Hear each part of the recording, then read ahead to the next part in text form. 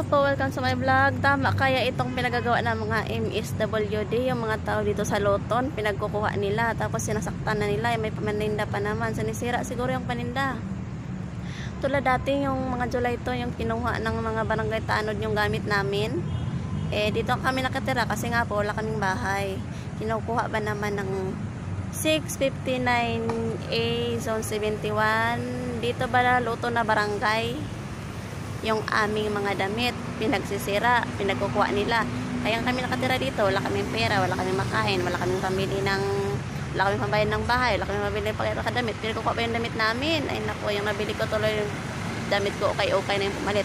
Ngayon pumunta naman dito MSWD, nangunguha sila ng tao. Ayan na, may umiyak doon sa unahan, pinalo yata at saka kinuha na naman yung gamit yata wala nang tao dito nakatira. Wala na, yan Iwan ko kung tama ba yung pinagawa ng MSWD na yan. Totoo ba yan? So, baka naman yung ng kulto din naman yung pinagawa nila. Baka naman pinagbabayaran lang na modus ba na magkuha. Kunwari kinilang hinuhuli. Yun pala ibibigay sa kanila yung modus na gumagamit ng security camera. Modus yan. Nangangatay ng tao. Basta yung MSWD nanguha dito sa Luton ngayon lang. Hindi kami nakita dito. Baka bumalik yun ngayon.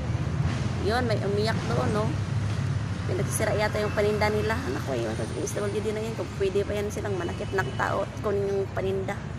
Kapal, Kahit naman hindi paninda, kahit damit namin yun, wala kaming bahay, wala kaming pang-impaw, wala silang karapatan. Ay,